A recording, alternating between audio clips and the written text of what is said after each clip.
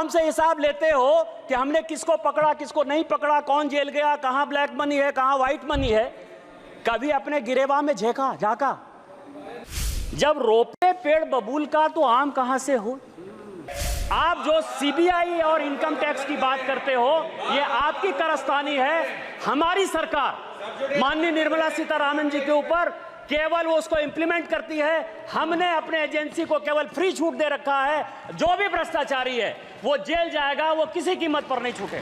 जब नाश मनुष्य पर छाता है, पहले विवेक मर जाता है। अस्तित्व संकल्प दोहराता हूं, याचना नहीं अब रन होगा, जीवन या की मरण होगा। फाइनेंस बिल में एक बड़ा अच्छा पार्ट आता है अध्यक्ष महोदया, पीएमएलए का। और इस सदन में जितने लोग बोलते हैं वो इनकम टैक्स के बारे में बोलते हैं, ईडी के बारे में बोलते हैं और सीबीआई के बारे में बोलते हैं। सीबीआई तो खैर अलग संस्था है, लेकिन इनकम टैक्स और ईडी ये दो महत्वपूर्ण है। और इस फाइनेंस बिल में भी ईडी के लिए कई एक चीजें जो है वो बताई गई। अब आप ये बताइए सर महोदया कि 1988 में मैं जब तोते की लिप सर्विस की बात करता हूं तो बड़ा गुस्सा आता है, तोता तोता कहते हैं। 1988 में ये सदन के जानने लायक चीजें हैं कि राजीव गांधी साहब ने बेनामी ट्रांजैक्शन एक्ट कानून यहां लाया 1988 में, और 88 से वो 2017 पहुंच गया। 30 साल में उसके रूल्स नहीं बन पाए। आप हमसे हिसाब लेते हो कि हमने किसको पकड़ा, किसको नहीं पकड़ा, कौन जेल गया, कहां ब्लैक मनी है, कहां व्हाइट मनी है। कभी अपने गिरेबान में झांका कि 88 में बेनामी ट्रांजैक्शन एक्ट, और उसके बाद आपकी सरकार रही 91 से 96 तक, 2004 से लेकर 2014 तक। ऐसा भी नहीं कर सकते हो कि हम सरकार में नहीं रहे। आप लागू नहीं कर पाए। आप किसको साथ दे रहे थे, किसको साथ दे रहे थे? दूसरा मैं आपको बताऊं, यह सुप्रीम कोर्ट का आदेश 2012 में दिसंबर के महीने में बेनामी ट्रांजैक्शन एक्ट में संशोधन हुआ। भारतीय जनता पार्टी की तरफ से मैं बोलने के लिए खड़ा हुआ, और उस तरफ से माननीय चिदंबरम साहब थे, बड़े फेमस वित्त मंत्री, उनसे ज्यादा पढ़ा लिखा आदमी तो मैंने जीवन में देखा ही। मैंने बोलते हुए कहा कि आप जो एक्ट लेके आ रहे हो, एक दिन यदि वाइफ हस्बैंड में भी लड़ाई होगी तो उसमें पीएमएलए लग जाएगा, और ये जितना स्ट्रिंजेंट है, जिस भी आधार पर लगा रहे हो, भगवान न करे कि एक दिन आप ही जेल चले जाओ। जब मैं मेरा सीट नंबर 545 था उस जमाने में अध्यक्ष सभापति महोदया, जब मैं बात का अंतिम था, मैं अंतिम सदन का सदस्य 545 नंबर पर था। जब मैं बोलकर खड़ा बंद हुआ तो चिदंबरम साहब खड़े हुए, और चिदंबरम साहब का बड़ा फेमस भाषण है कि भारतीय जनता पार्टी बहुत पढ़ी लिखी पार्टी है। मेरी अपेक्षा यह थी कि पीएमएलए कानून में बोलते हुए भारतीय जनता पार्टी अपने एक विद्वान आदमी को खड़ा करेगी, लेकिन उसने सबसे मूर्ख, बुद्धू और दकियानुसी आदमी को, जो है जिसको पीएमएलए पता ही नहीं है, उसको खड़ा कर दिया। यह सुप्रीम कोर्ट का यह आदेश, और सुप्रीम कोर्ट के आदेश में एफएटीएफ में जो चिदंबरम साहब का 2012 का दिसंबर का स्टेटमेंट है, उसी को कोट करते हुए यह रिपोर्ट आया। जब रोपे पेड़ बबूल का तो आम कहां से हो। इनकम टैक्स में डायरेक्ट टैक्स कोड पर हमारी फाइनेंस की कमेटी, यशवंत सिन्हा चेयरमैन थे, मैं उसका मेंबर था। 5 साल तक हम लोग मेहनत करते रहे कि डायरेक्ट टैक्स कोड को हम लोग बदल देंगे। पीएमएलए में आप स्ट्रिंजेंट कानून लेके आ गए, तो जब लेकर आ गए बिना किसी एक पैसा को खर्च करते हुए, यदि कांग्रेस पार्टी ने आपको 90 करोड़ रुपया दे दिया और आपने जो है यंग इंडिया खरीद लिया, नेशनल हेराल्ड खरीद लिया, 750 करोड़ की संपत्ति बिना किसी पैसे के आपको मिल गई, तो क्या राहुल साहब जो चिदंबरम साहब का कानून है उसमें आप जेल नहीं जाओगे? ये जेल नहीं जाओगे? और मैं तो कोट कर रहा हूं सुप्रीम कोर्ट के आदेश के आधार पर। तो इसीलिए आप जो सीबीआई और इनकम टैक्स की बात करते हो, ये आपकी कारस्तानी है। हमारी सरकार माननीय निर्मला सीतारामन जी के ऊपर केवल वो उसको इंप्लीमेंट करती है। हमने अपने एजेंसी को केवल फ्री छूट दे रखा है, जो भी भ्रष्टाचारी है वो जेल जाएगा, वो किसी कीमत पर नहीं छूटेगा। माननीय सदस्य कंप्लीट करिए प्लीज।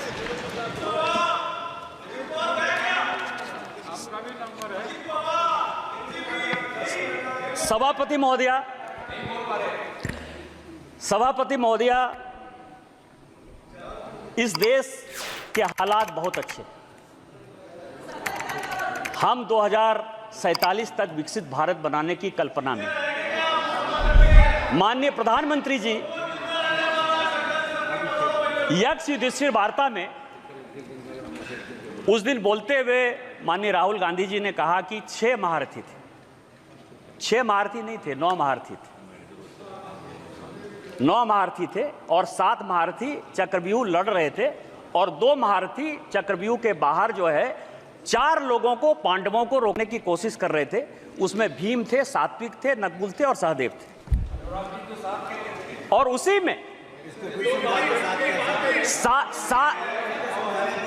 सात टोटल 9 महारथी थे जो कि अभिमन्यु से लड़ रहे थे और उसमें 7 महारथी ऐसे थे जो चक्रव्यूह में अभिमन्यु को घेरने के लिए बैठे थे और 2 महारथी ऐसे थे जो कि पांडव की सेना उसमें अंदर नहीं जा पाए। पांडव में 4 लोगों को उन्होंने मौका दिया हुआ था, इसका नाम था भीम, सात्विक, नकुल और सहदेव, और जिसकी रक्षा जो है जयद्रथ कर रहे थे उस दरवाजे की कि उसमें नहीं जाए। इसमें एक महाभारत में दूसरे प्रसंग में क्वेश्चन पूछा यक्ष ने युधिष्ठिर से। एक क्वेश्चन है कि कह पंडिता, और दूसरा है को मूर्खा, और तीसरा है कह मत्सर। मैं मूर्ख पर नहीं जाऊंगा, मैं 2 ही चीज पर जाऊंगा, क्योंकि हो सकता है कि ये लोग अपने पर ले लें, लीडर ऑफ द अपोजिशन पर, कि उनको मूर्ख कह दिया। मैं उनका बड़ा सम्मान करता हूं। पंडित वो है, सभापति महोदया, पंडित वो है जो कि विद्वता की बात करता है।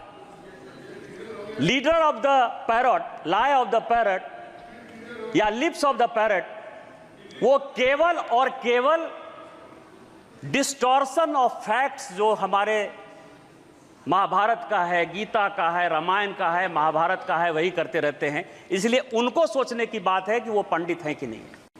लेकिन जो मत्सर है, मत्सर के बारे में बड़ी अच्छी बात कही गई है कि जिसको ईर्ष्या हो, द्वेष हो, जलन हो, किसी के आगे बढ़ने पर जो है परेशानी हो, उसको मत्सर कहा जाता है। आज जो कांग्रेस पार्टी की स्थिति है वो यक्ष युधिष्ठिर वार्ता का मत्सर है। भारत इतना ग्रो क्यों कर रहा है, भारत इतनी बड़ी इकोनॉमी में क्यों जा रहा है, भारत दुनिया की तीसरी इकोनॉमी 2027 में क्यों हो जाएगा। और इस कारण से युवाओं को भड़काओ, किसानों को भड़काओ।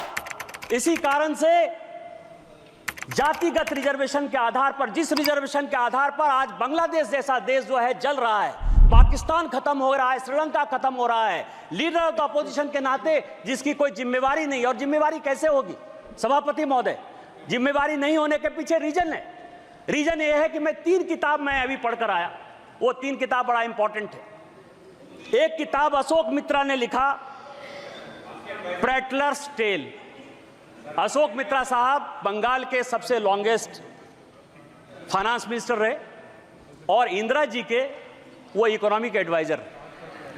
दूसरी किताब नटवर सिंह की है जो कहता है कि 1 लाइफ इज नॉट एनफ। और तीसरी किताब संजय बारू की है, एक्सीडेंटल प्राइम मिनिस्टर। ये 3 किताब है और तीनों आदमी, संजोग से अशोक मित्रा साहब को छोड़ दीजिए तो 2 आदमी तो अभी भी हैं। और किसी को कांग्रेस पार्टी ने जो है आज तक कॉन्ट्राडिक्ट नहीं किया। कॉन्ट्राडिक्ट। और तीनों किताब क्या कहती है कि अमेरिका तय करता था इस देश का वित्त मंत्री कौन हो। संजय बारू कहते हैं कि प्रधानमंत्री मनमोहन सिंह जी ये सरकार नहीं चलाते थे, ये सरकार नेशनल एडवाइजरी काउंसिल की सोनिया गांधी जी चलाती थी। ये मैं नहीं कह रहा, संजय बारू की किताब है, मैं तो केवल किताब को कोट कर रहा हूं। उस तीनों में और मैं कुछ CIA की डिक्लासिफाइड फाइल्स लेकर आया। ये CIA की डिक्लासिफाइड फाइल्स है। ये फाइल ये कहती है कि कांग्रेस पार्टी के सभी लोग सोवियत रूस से बिके हुए थे। वो पैसा लेते थे, पैसा लेकर वो जो है देश की पॉलिसी बनाते थे, देश का कैसे नुकसान हो वही काम करते थे। ये डिक्लासिफाइड फाइल कहती है। ये तीनों किताब को यदि आप देखेंगे, चाहे वो अशोक मित्रा की हो, चाहे संजय बारू की हो और नटवर सिंह की हो, ये कांग्रेस पार्टी इस देश को बदनाम करना चाहती है, बर्बाद करना चाहती है, ऐसा सिचुएशन पैदा करना चाहती है कि प्रधानमंत्री मोदी जी के खिलाफ पूरा माहौल बने, इस देश के खिलाफ पूरा माहौल बने, लेकिन वो हम होने नहीं देंगे। ये देश के तीसरे बार प्रधानमंत्री बनने वाले दूसरे लोग हैं। और मैं आपको रामधारी सिंह दिनकर की कविता से खत्म करता हूं कि उन्होंने कहा कि जब नाश मनुष्य पर छाता है, पहले विवेक मर जाता है। अस्तित्व संकल्प दोहराता हूं, याचना नहीं अब रन होगा, जीवन या की मरण होगा। इस देश को बनाने के लिए कोई भी कुर्बानी देनी पड़ेगी, हम कुर्बानी देंगे। हम वित्त मंत्री द्वारा इस फाइनेंस बिल का समर्थन करते हैं और पूरे सदन से यह आग्रह करते हैं कि उस बिल को पास करें। इन्हीं शब्दों के साथ जय हिंद जय भारत।